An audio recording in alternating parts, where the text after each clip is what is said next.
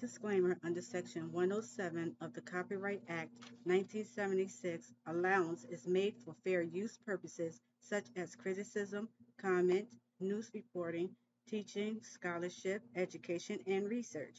Fair use as a use permitted it by the copyright statute that might otherwise be infringing. Hello everybody and welcome to my channel. I am Afro. Please do me a favor as you enter the room and hit the thumbs up button for me. I really appreciate it. So today's video, we're going to talk about the untold truth of Nintendo. If y'all remember Nintendo back, way back, a long back, you know about Nintendos, right? Which is a game. So without further ado, we're going to get into the video. Okay? Here we go.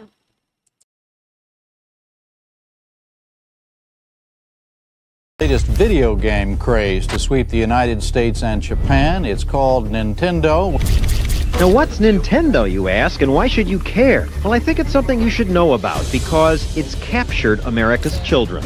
Nintendo revitalized the video game industry, and once that started, it was like a snowball effect. There was just no stopping it. Nintendo of America has emerged as the industry leaders. It's $1 billion industry by itself. Nintendo home entertainment games are blowing other items out of the water. Super Mario Bros. Is the all-time best-selling video game on the market. Nintendo is, well, almost the most fun a kid can have. Discover the secret of Nintendo's success. It's how Nintendo changed the industry forever. I feel like there's no company that hates its own user base more than Nintendo. Although they have this cute, cuddly front that everybody loves, they have a much dark, seedier backside.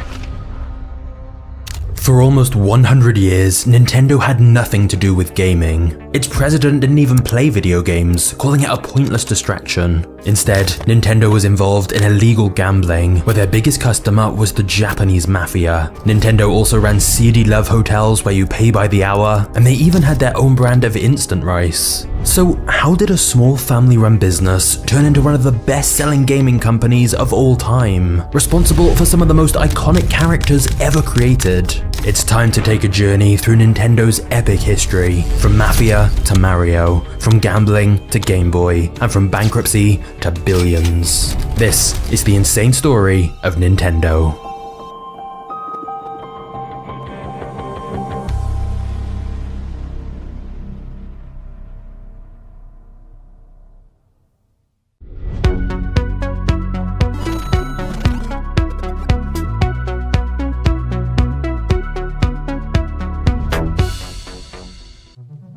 To tell the story of the video game giant we know today, we first have to go back to a very different time. Back when Japan was still ruled by an emperor, before electricity was common, and before flight itself was invented.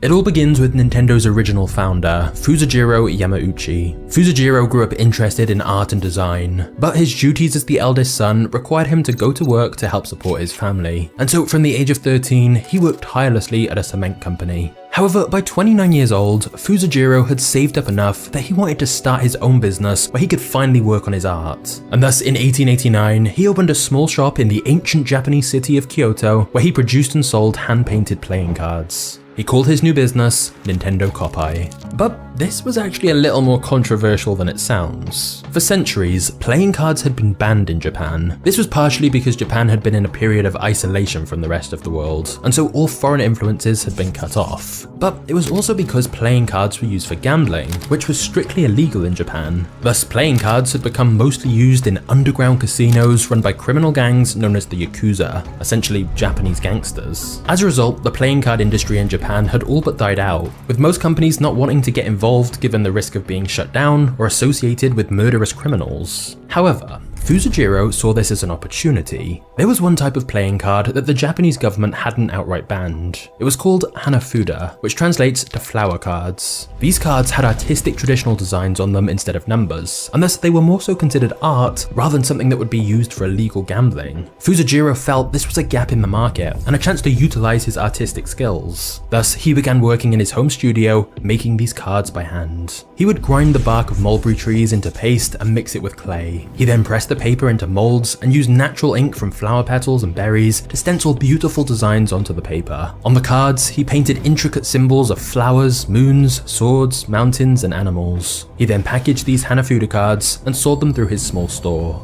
However, because the cards were split into 12 suits, each containing 4 cards, these cards could easily be used for many different card games, including for illegal gambling. And sure enough, the Yakuza soon started using Fusajiro's cards in their underground casinos. They loved Nintendo's craftsmanship.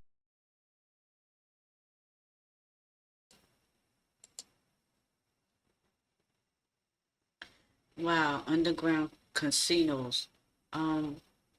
I don't know, that's weird though. Why Chinese don't allow playing cards? It's just cards to us. It's just cards, right?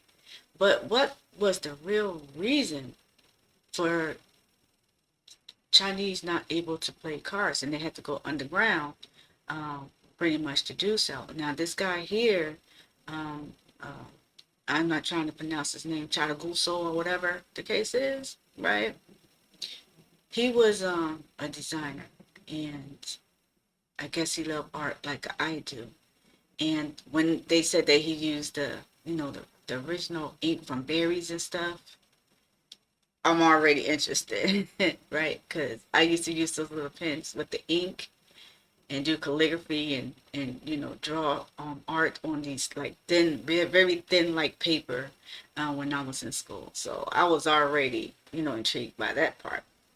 But Mafia, these card Nintendo, I never thought. But anyway, back to the video. Time for me to learn something right about now. With these cards in Nintendo.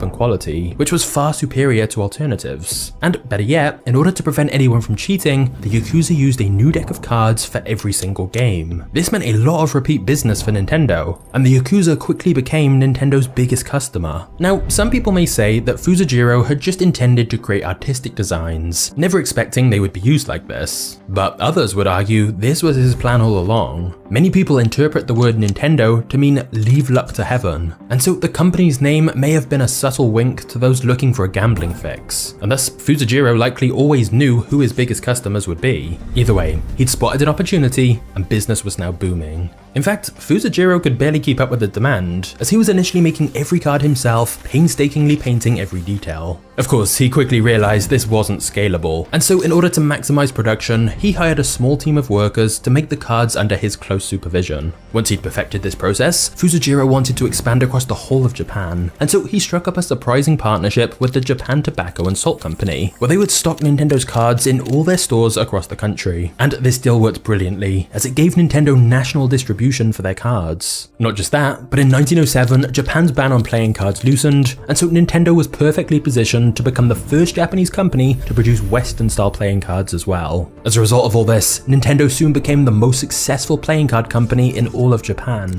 But at the age of 69, after 40 years of hard work, Fusajiro had achieved everything he had set out to do, and was finally ready to retire. There was just one problem: who was going to take over his company?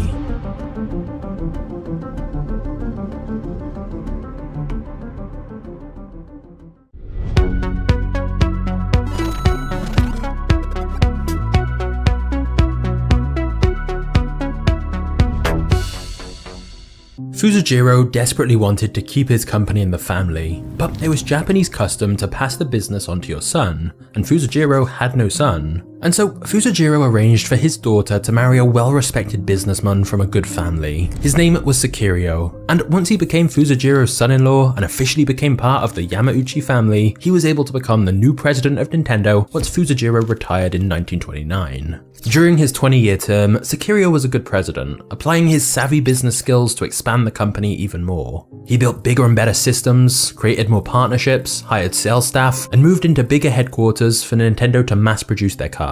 But tragically, Sekirio also had no sons to whom he could pass on the family business. Just like the generation before, the Yamauchi name risked being forgotten. So history basically repeated itself. Just as Sekiro himself had done, one of his sons-in-law took the Yamauchi name after marriage, and thus everyone assumed Sekiro's son-in-law would be next in line to take over the Nintendo business. That was until 1932, when Sekiro's son-in-law suddenly abandoned his young family and ran away, leaving his wife and their 5-year-old son all alone. That boy's name was Hiroshi Yamauchi, and with his father now gone, Hiroshi was technically Sekiro's only male heir, and thus next in line to become Nintendo's president. However, by the time Hiroshi was old enough to go to university, he decided to study law, and so it was unclear exactly what the future would hold for him. But then, in 1949, 21-year-old Hiroshi suddenly got a call that would change his life forever. Hiroshi's grandfather, Sekiro, had suffered a debilitating stroke and was about to die. Hiroshi was asked to drop out of university in the middle of his degree and take over the family business. Now remember, Nintendo was Japan's largest playing card company, so this was undoubtedly a huge amount of pressure and responsibility for the 21-year-old with no real business experience.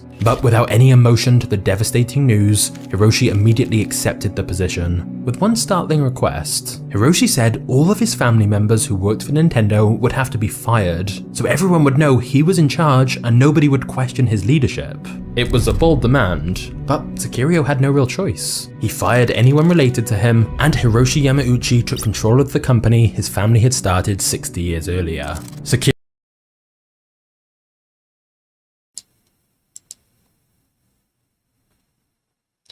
I had to laugh at that because that's not really common. You really don't hear people firing their whole entire family member. Oh my God. Now that was bold. That was a bold move. Like everybody, you gotta go, you gotta go, you gotta go, and you gotta go. Get the hell out. I had to laugh at that part though. Okay, y'all, back to the video. Sekiro died shortly after, and Nintendo's long period of stability was now over. Because when this unproven 21-year-old unexpectedly took charge of Nintendo, that's when everything began to change.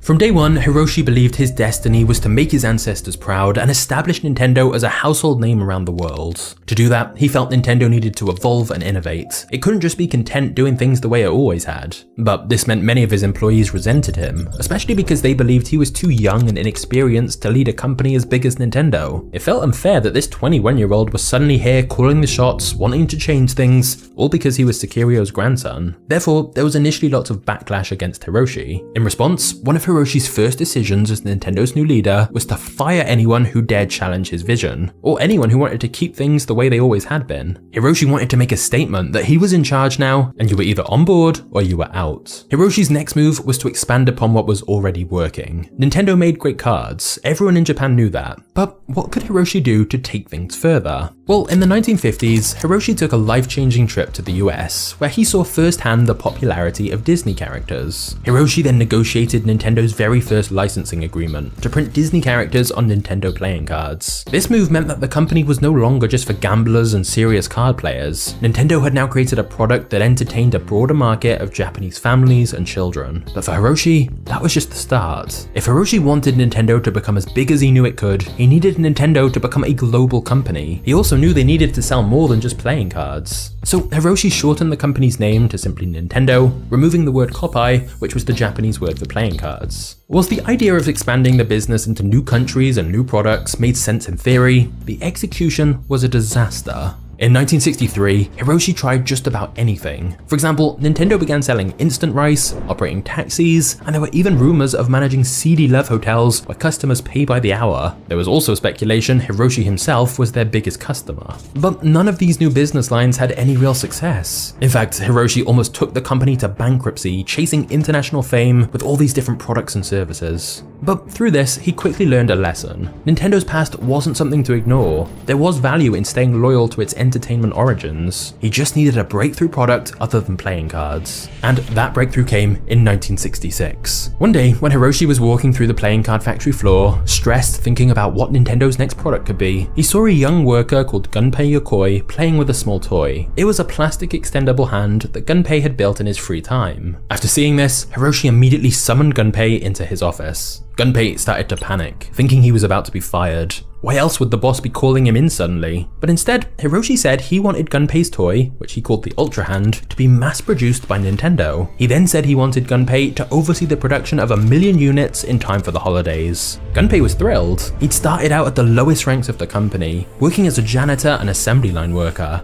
But now, his toy was going to be Nintendo's next big product. Gunpei adapted easily to his promotion, overseeing research and development, and his toy went on to sell 1.2 million units. Finally, Nintendo had found a new winning product, and thus this toy had essentially saved Nintendo from disaster. It also meant that after years of experiments in totally random markets, it was now clear to Hiroshi that since playing cards and this Ultra Hand toy had been Nintendo's two big successes, he should double down on making games. Which was good, because Gunpei had a new idea. An idea that would change everything.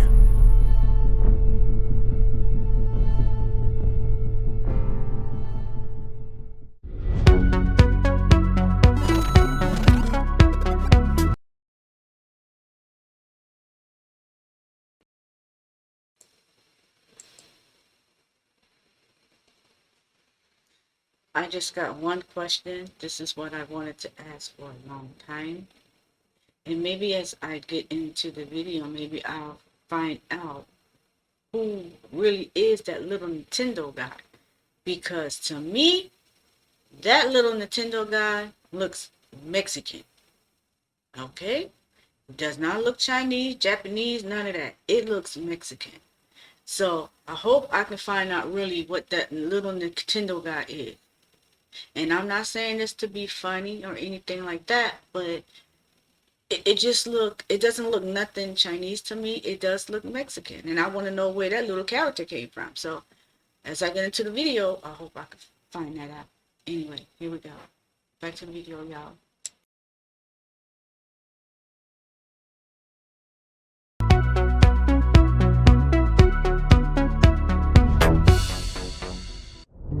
Gunpei spent much of the early 70s making one toy design after another, but nothing was quite as successful as the Ultra Hand had been. In fact, Nintendo's fascination with new electronic toys nearly killed the company, with Hiroshi taking Nintendo once again to the edge of bankruptcy in 1973 by betting on random new ideas. But one day on Japan's bullet train, Gunpei watched on as a businessman killed time playing with his electronic calculator. This gave Gunpei the inspiration for his next design, a portable game that only needed watch batteries to run. Hiroshi loved the idea too, and so Gunpei got to work. By 1980, Nintendo introduced the pocket-sized game, calling it Game & Watch. And once again, Gunpei's originality pulled the company out of debt. Nintendo could barely stock the shelves fast enough to keep up with the rising demand for this new portable electronic game. It was also around this time that Hiroshi noticed the popularity and profitability of arcade games, especially Space Invaders, which was responsible for a nationwide shortage of 100 yen coins because everyone wanted to play. And Hiroshi saw a way to get in on the hype. After all, he already had a team with the electronic know-how from his Game & Watch series, so surely it wouldn't be that hard to create his own arcade game to capture a slice of this new booming industry. Since everyone already loved Space Invaders, Hiroshi blatantly copied the game, and Nintendo released its own version called Radar Scope. And because the US was the largest arcade gaming market, Hiroshi contracted a small team of 6 to start a new venture called Nintendo of America, which would be based in the United States and would distribute Nintendo's new arcade game in the US. But the people of America didn't want a Japanese version of Space Invaders. They wanted something new and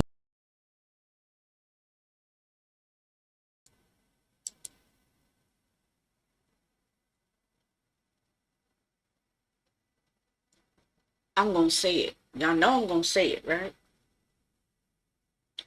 Why is it that every time I turn around, America is targeted for all kinds of imports, sales, and collaboration and marketing? Why is it that the U.S. is always the main target?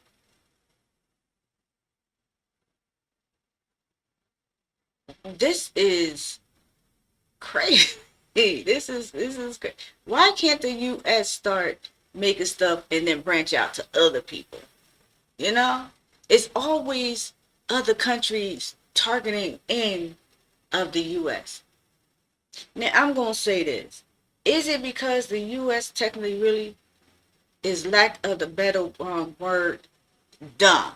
Okay, because the U.S. go for anything. Sure, come on in, come. Sure, no problem. We can work things out. We can make it happen. How about the U.S. make other people want things from them? I'm about to get triggered over just a game, right? But I'm just saying, though, I've just always wondered that.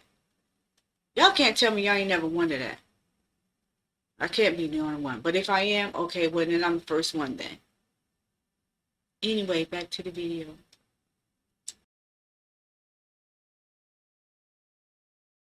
Different. As a result, Radar Scope bombed horribly, and Nintendo was stuck storing 3,000 very expensive big arcade cabinets that nobody wanted to play. The units gathered dust in the warehouse, and Nintendo barely had enough money to cover the rent to store them all. As you can see, it felt like Nintendo was continually lurching from having one good idea to then a bad idea that derailed all their progress. But back in Japan, Hiroshi would not be beaten. Rather than writing off these arcade machines as a failure, Hiroshi held a competition for ideas to convert the Radar Scope games into a completely new game. This time it was Gunpei's personal mentee, Shigeru Miyamoto, who would save Nintendo. Despite having no gaming experience, Shigeru came up with an idea that would forever change Nintendo's path, and define gaming for an entire generation. Shigeru wanted to create a game based loosely on the popular cartoon Popeye, but instead of paying expensive licensing fees, he replaced every character with something new. The villain Bluto? Well, he looked like a big ape. The gentle Olive Oil? Well, she could be a princess in distress. And Popeye was, in Shigeru's words, just a normal middle-aged man, not too handsome, but with a strong sense of justice. He could be a blue-collar guy wearing overalls.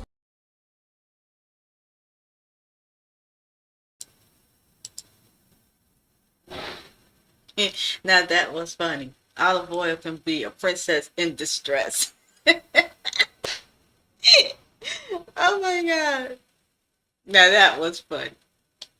All right, back to the video. I'm sorry, I can be silly sometimes, but I don't care. Olive Oil as a princess in distress, yeah, that suits her. All right, yo. I'm sorry, back to the video. Shigeru designed the character with a distinctive red hat, mainly because hair was too hard to animate. But now he had the characters, he began working on the gameplay, which was simple but deceptively challenging. The main character had to jump over barrels, climb to the top of platforms, and rescue the princess who was held hostage by the oversized ape, which they named Donkey Kong. When Shigeru showed his new game concept to Hiroshi, he loved it. Hiroshi tasked him with actually building the arcade game, so they could convert all their unused Radar Scope arcade boxes into this new Donkey Kong game instead. Over in America, the team hand-switched every component and started testing the Donkey Kong game in nearby bars. And bar owners loved it, because players were depositing hundreds of quarters a day. Frantically, the American team converted every arcade unit they had into the new Donkey Kong game, and asked Nintendo to ship over as many cabinets as they could make. In Japan, Hiroshi dropped all other planned arcade games and started pumping out Donkey Kong cabinets, making up to 50 new units a day to ship boatloads at a time over to the US. Donkey Kong, or DK as it was nicknamed, became a huge success. Over its first 2 years, Donkey Kong earned an incredible $280 million. There was just one problem: the hero still needed a name. At the time, they just called him Jumpman, and so the American team were talking about it one day. Do you guys remember the landlord from our old Radar Scope warehouse? Did you guys notice that when he was screaming about our rent, he jumped up and down just like Jumpman? Yeah, and he even had the same mustache. Jokingly, they changed Jumpman's name to honor their grumpy old landlord. And that landlord's name, Mario. But from then on, the name just stuck, and Jumpman officially became known as Mario. Nintendo had a huge hit on their hands, and they began distributing more and more of these arcade games all around the world. But they would soon find out just how dangerous success can be.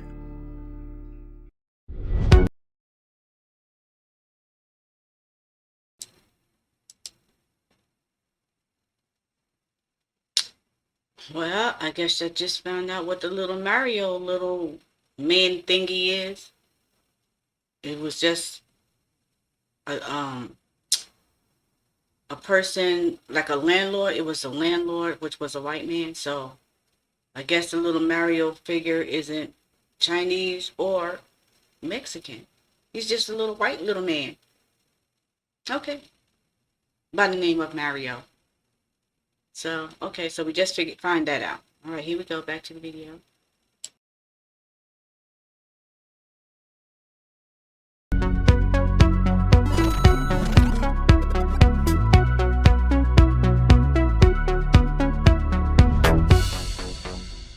The huge amount of money that the Donkey Kong arcade games made attracted a lot of attention to Nintendo. In particular, one movie studio claimed that Donkey Kong looked a little too familiar. Universal Studios hit Nintendo with a massive lawsuit, since Universal said they owned the rights to the character King Kong and that Donkey Kong was just a copy of their intellectual property. Universal demanded that every cent Nintendo would earn from Donkey Kong should instead be paid to them. This would completely crush Nintendo, since this was by far their most popular and successful game. And so Nintendo hired a renowned trial lawyer called John Kirby to defend their trademarked image. Kirby read the lawsuit and immediately felt Universal's claim was weak.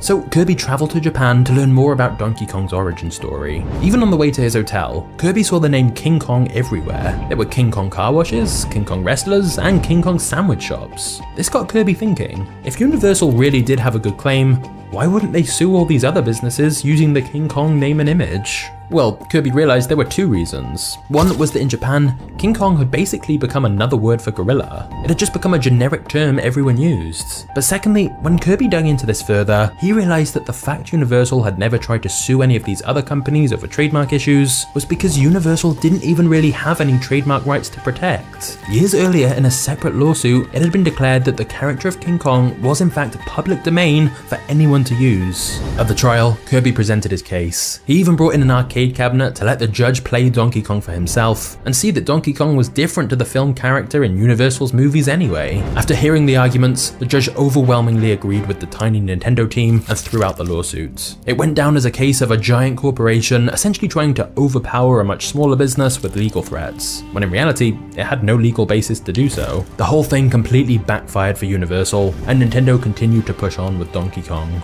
As a thank you to the lawyer John Kirby, who had helped save their company, Nintendo decided to name one of their next heroes after him. Hence, the much beloved pink fluff ball became known as Kirby, who also never backed down from a fight. With everything now resolved, it looked like Nintendo was set to become a massive player in the video game world. But who could have possibly predicted that the entire video game industry was about to collapse?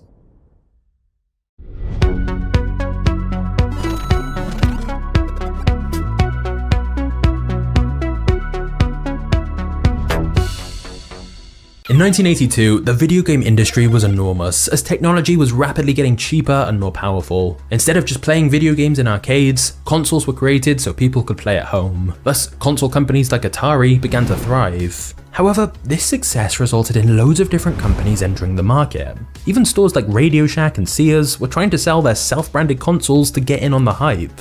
But this meant by 1983, gamers had countless console options, but most of them had been very quickly and poorly made. And with each console, the companies released their own games. But software limits meant the games were too similar, too small, or too easy. People quickly began to grow frustrated, as there were too many options for consoles and too few options for good games. The market was oversaturated, and there was a major lack of quality all around. One by one, all of these companies went bankrupt. Games started selling for $5 just to get them out the store. Even the industry leader Atari was in big trouble. They'd massively overestimated how many people would want to play its new E.T. game based on the blockbuster movie, as they produced 4 million copies of the game but only managed to sell 1.5 million. As the video market began to collapse, Atari burned and buried their unsold games and consoles in a New Mexico landfill site. Meanwhile, retailers refused to stock any new consoles, and the entire gaming industry lost 97% of its value between 1983 and 1985. But back in Japan, Nintendo president Hiroshi saw the American crash as an opportunity. At this point, Nintendo was only known in America for its arcade games, but Hiroshi felt this was the perfect point to test a new home console he'd been working on, the family computer, known as the Famicom. Hiroshi had always had a reputation as a prolific gambler, both in his personal life and in business, and once again, he decided to bet big by closing down the whole of Nintendo's arcade division, which was raking in millions of dollars every year, just so he could go all in on pushing his new console console idea. The same year that America's gaming industry was crumbling, he launched the Famicom in Japan, his personal test market. It was cheaper than a traditional console and came with new games in entirely new scrolling styles that felt fresh and different. As a result, the Famicom became Japan's most popular console. Over the next few years, 1 in 6 people in the country owned a Famicom. But Hiroshi was barely paying attention to the enormous success of his console in Japan. Like always, Hiroshi wanted to go global, and the launch of the Famicom in Japan was really just a test run. He was already laying his plans to become the leading console maker overseas, especially in the US. Now, most people thought that this was a terrible time for Nintendo to be thinking about entering the American console market. The video game industry had essentially just collapsed, and even the industry leader Atari had lost over $600 million the previous year and was near bankruptcy.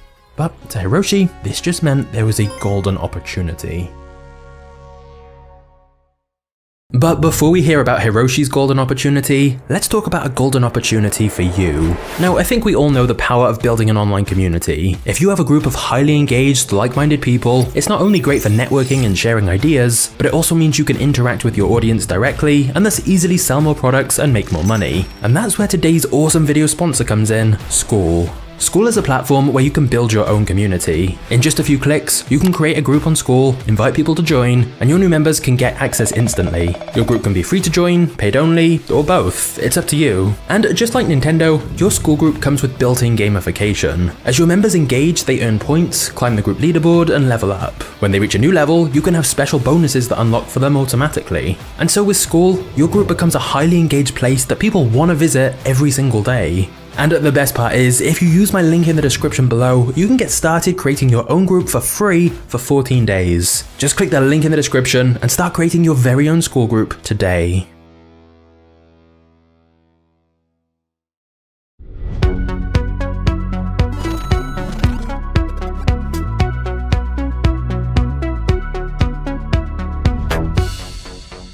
Hiroshi stubbornly refused to play his own console, and yet somehow he understood gamers. And thus, whilst Japan loved the Nintendo Famicom, Hiroshi felt it needed to rebrand it and make a few changes before launching it abroad. Most notably, they changed the name to the Nintendo Entertainment System, or the NES as it became known. And before the big US launch of their new home video game console, Hiroshi knew they needed a great new game to launch alongside it, as a lack of great games had been a huge reason so many other consoles had failed. And so, Hiroshi reunited his dream team.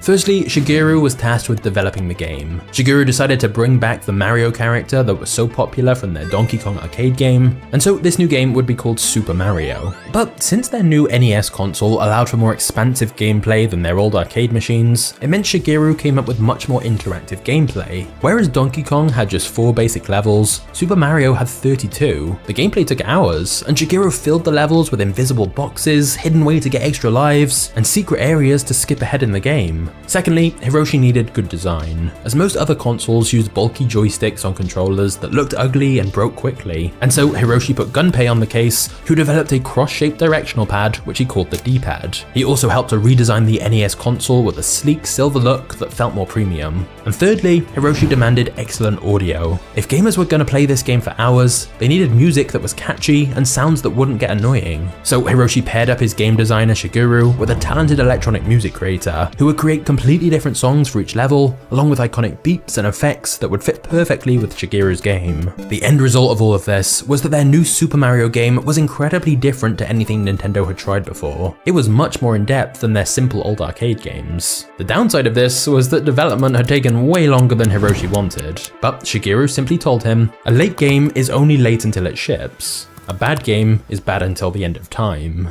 And the Nintendo's team devotion to getting the console and the game right was immediately obvious. Players who tried it didn't just want to beat the game, they wanted to replay each level again and again. So Hiroshi was ready for the American launch of the NES and Super Mario in 1985. But first, they had to convince electronic outlets and department stores to actually sell it. Remember, Nintendo was only known in America for its arcade games, and given the retailers' bad experience with other consoles during the video game market crash, many were reluctant to stock this new console.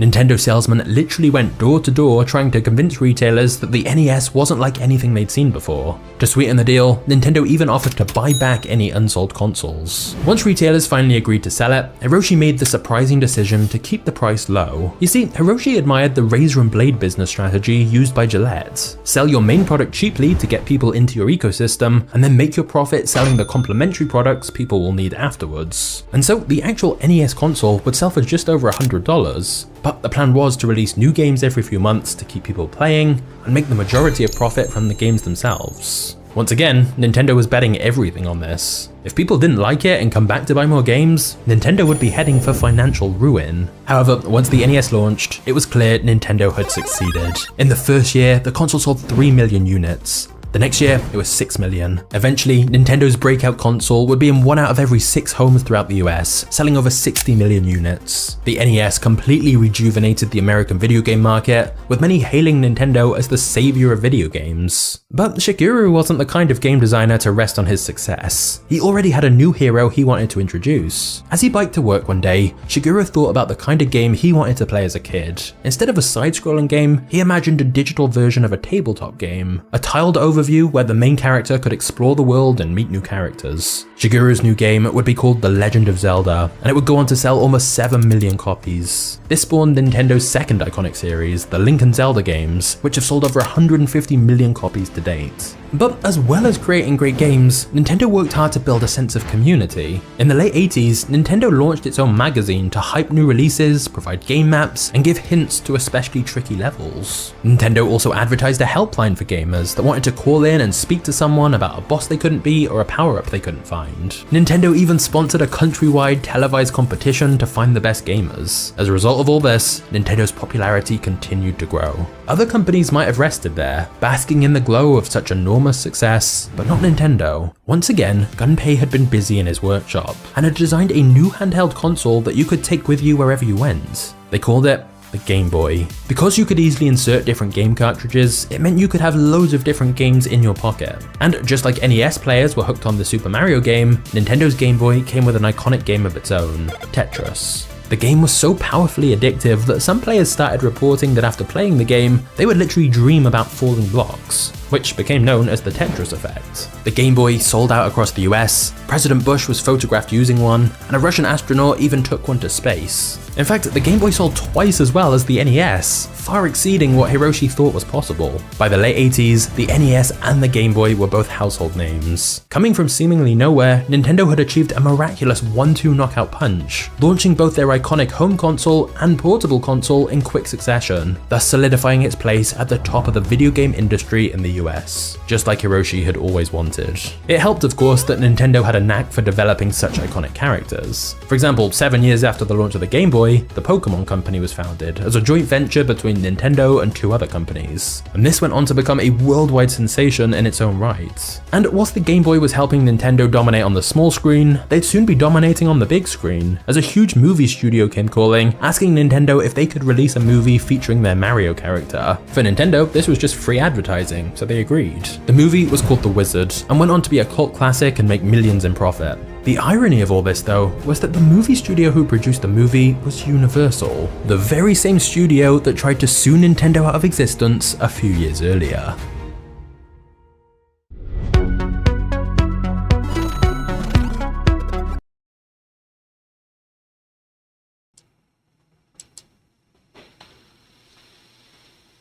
I remember the Game Boy, even though I was never a game player.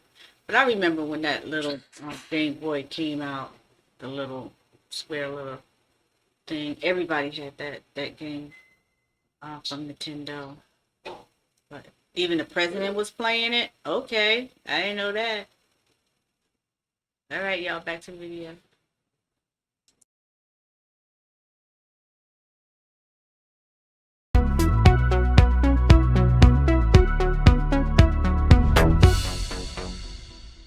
Nintendo now owned almost 90% of the video game market, but by the late 80s, a serious competitor started to emerge. Sega. And thus began what many referred to as the console wars. Sega's new console, the Genesis, or the Mega Drive as it was known outside the US, was one of the first consoles on the market to be 16-bit instead of 8-bit.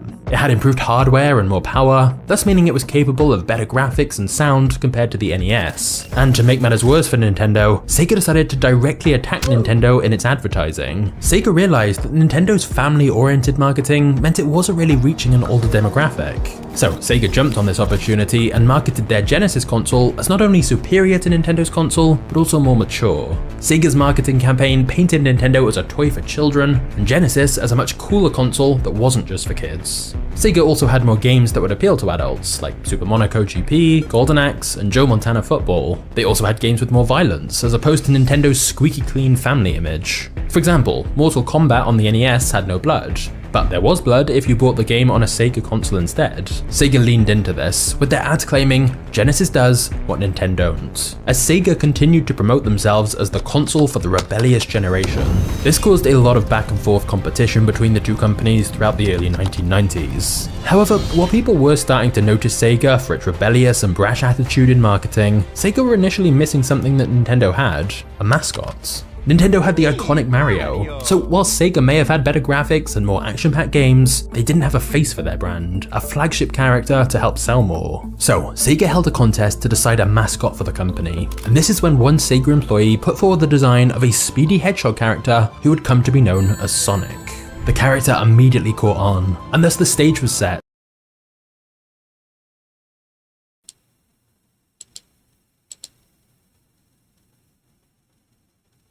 I liked that little blue thing. I think he was just so cute, you know. I did like that mascot. But I'm still gonna say that little Mario, little man, he still looks Mexican to me, and it has a Mexican name to me, Mario.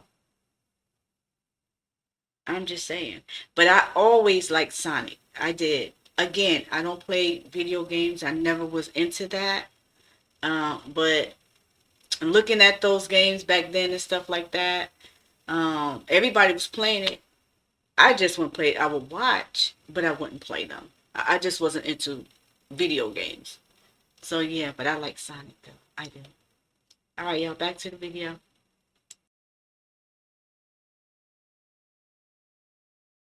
Nintendo vs Sega, and Mario vs Sonic. In retaliation to Sega's growing popularity, Nintendo launched the Super Nintendo Entertainment System, or SNES, and this was 16-bit and a direct competitor to Sony's Genesis. But Sega quickly responded by undercutting Nintendo on price. They decided the Genesis console would not only include their new Sonic game bundled in, but that the console price would be dropped from $199 to $149, therefore becoming $50 cheaper than Nintendo's console with similar specs. Sega banked on the fact that if they could sell more consoles, they'd make more money in the long run as people would buy more games for the Genesis. On the advertising front, more attacks against Nintendo continued, as Sega's ads directly compared their Genesis console against Nintendo's console. They pointed out that the Sega was notably cheaper, and had the tagline, "A whole lot more for less." However, despite Sega's best efforts, Nintendo ultimately won the console war. Nintendo always had an advantage thanks to its other popular consoles like the Game Boy and then the Game Boy Color, whereas Sega's next few consoles, the Saturn and the Dreamcast, were both received very poorly. Sega's main focus seemed to be to compete with its rivals instead of focusing on what their customers actually wanted most. But just as Hiroshi thought the war was over, an even more dangerous rival emerged.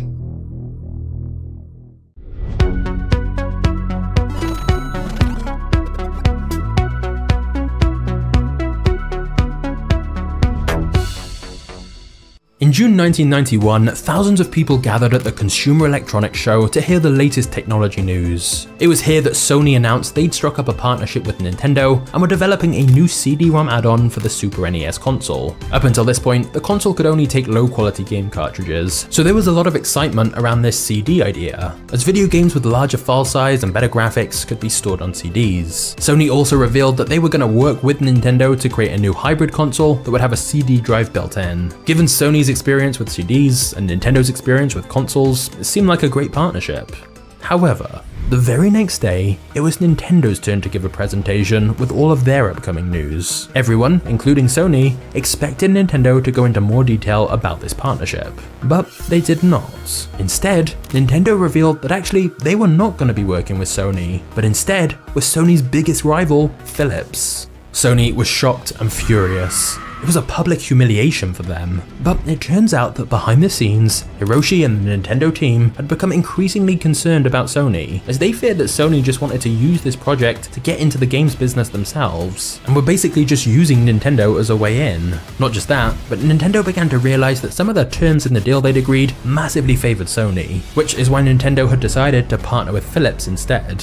But still, the very public and sudden way they cut Sony out the deal was controversial to say the least. And if Nintendo's intention was to stop Sony becoming a competitor to them, it backfired horribly. Sony's president was so angry, he decided to press on without Nintendo, and they created Sony Computer Entertainment, a division focused on video games. Since Sony had already done work on this CD console idea, they used that technology to create their own new console without Nintendo, called the PlayStation. Sony spent a long time working on this, but when it was finally released, it not only had better 3D graphics and a larger selection of games, but it was cheaper too, and it became a huge hit. So whereas Nintendo could have worked with Sony, now they were rivals. And thus, the early 2000s became an extremely challenging time for Hiroshi and Nintendo. Whilst Nintendo was struggling to perfect its next console, Sony came out with the PlayStation 2 in the year 2000, which hit Nintendo even harder. Sony earned $250 million from its first day. With a range of hundreds of games, the PlayStation 2 was far superior to anything yet. PS2 players could also play online, a feature that Nintendo had refused to offer for years. The PS2 even played DVDs, and the PS2 stayed on sale for 12 years, the longest time for any console. It eventually became the best-selling console of all time, selling 155 million units worldwide.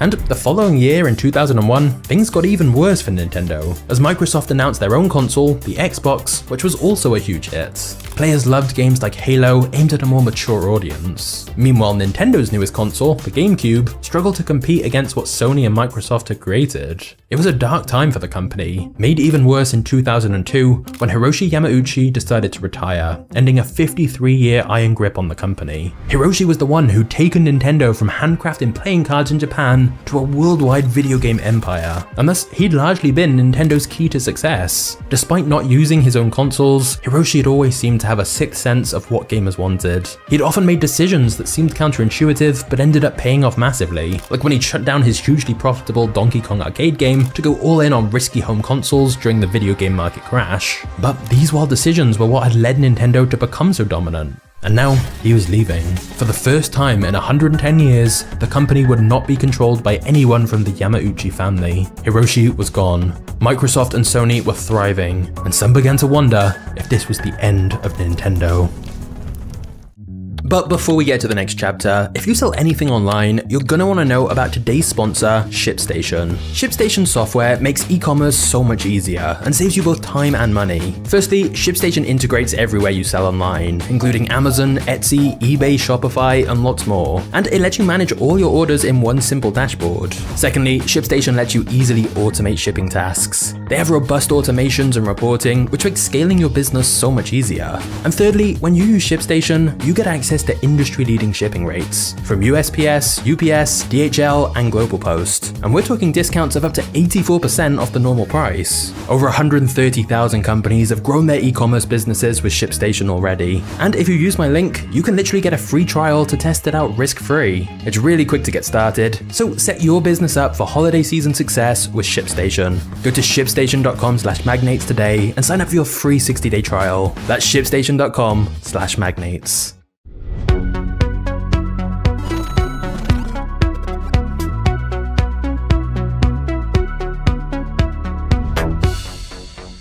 The fourth president of Nintendo would be Satoru Iwata, who'd been with the company for years and was one of Nintendo's original developers for games like Mario Kart. However, when he took over from Hiroshi in 2002, everyone seemed to be talking about the Xbox and the PS2, not Nintendo. Whilst this might seem like a formidable challenge, Satoru was ready for it, and it definitely seemed like he knew his Nintendo history. Because 50 years earlier, Hiroshi had seen the power of expanding his playing cards beyond serious card players by licensing Disney characters. And in a sense, Satoru's plan was to do the same thing for video games, to make a console that didn't just appeal to serious gamers. He figured, why compete in such a small competitive market? Why not instead create a whole new market? And thus, he decided Nintendo's next console would appeal to everyone. And to make that happen, he turned once again to Nintendo's golden boy, Shigeru Miyamoto. Shigeru was told the new vision, a console for everyone. Controls should be intuitive, it should be fun for all ages, anyone should be able to pick it up and immediately understand how to play the game. And so, in 2006, after years of development, Shigeru and Satoru launched Nintendo's newest innovation,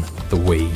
Wii controls were gestures. Wave the wireless controller this way or that way, and it responded immediately. The first game, Wii Sports, wasn't some adventure game or complex mission. They were a collection of games everyone already knew how to play, like bowling, golf, or baseball. And thus, everybody from toddlers to seniors immediately knew exactly how to use a Wii. Satoru even allowed online play, and unlike the PS2 and Xbox, it was free. Microsoft and Sony already had the hardcore gamers, but the Wii captured everyone's attention. It wasn't competing on HD graphics or mature games, it was launched to anybody who just wanted to have fun, and Nintendo's plan worked. The Wii sold out every month for 3 years straight. In 2006, Nintendo sold more Wiis than Xboxes and PlayStations combined.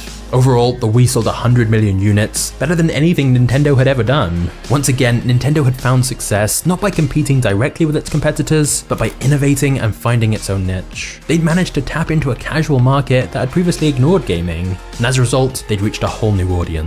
This is exactly what they did with the Switch as well, allowing people to play Nintendo both at home and on the road. Nintendo's ability to keep innovating like this is the reason why so many different generations feel a connection to the brand. Many see Nintendo as a defining part of their childhood. However, not everyone is such a fan of Nintendo. The company has a pretty terrible reputation when it comes to content creators and streamers. It really began in 2013, when Nintendo started copyright claiming all footage of their games on YouTube, meaning that even using a fraction of any Nintendo gameplay would see them take all your revenue. And when Nintendo eventually realized that they were losing out on loads of free advertising by stopping creators playing their games, Nintendo then opened a creator program where you could play their games in your video if they got to take 30% of your money and micromanage what you said.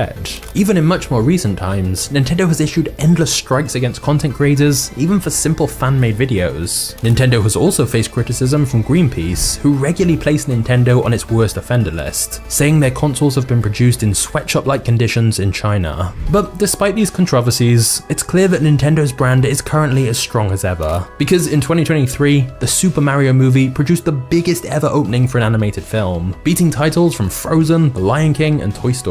The success of the film just shows how powerful Nintendo's brand and characters still are, with one study finding that Mario is more recognizable than Mickey Mouse. Pretty crazy when you consider where the company began, making handmade playing cards for the Yakuza. Now, if you enjoyed this story of Nintendo, you are gonna love the crazy story of Lego, which you can watch by clicking this thumbnail on screen now. All that's left for me to say is thank you for watching Magnates Media, you are a legend, and I'll see you over in this next video in just a second. Cheers.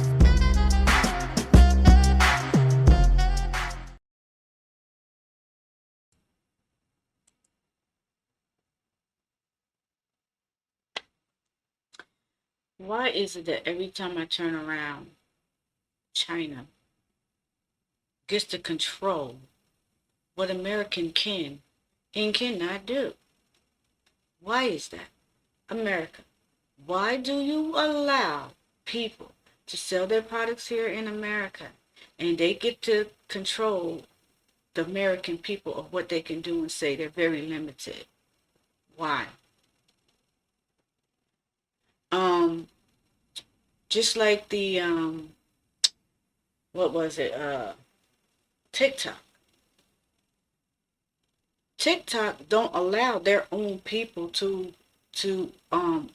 play certain things on TikTok, but they allow Americans to do it. So take the American mind and screw that up, while keeping the Chinese people mind intact. That's definitely control. That is definitely mind control. I like the Xbox. I like all of these games, but the Wii, I play the Wii. And with the Wii, I like to play the tennis and bowling. That's the only game that I will play. Nintendo and Xbox. The only thing I liked about not Nintendo, but the PS4s and 5s and all of that, and the Xbox, the reason why I like those consoles is because I got to watch my movies on them. I get to play whatever movie I wanted to play on them. I just didn't play games. So those are the reason why I like those consoles. So yeah, so that concludes this video, which was a very good video. I'm glad I was able to watch it. So everybody, please don't forget to hit the thumbs up. Please share my videos and look forward to more of my reaction videos to come. And also leave me a comment, because I like to read comments and see what you guys like to say. Just, share your thoughts. So until next time, everybody stay safe. Peace. Afro Goddess is out.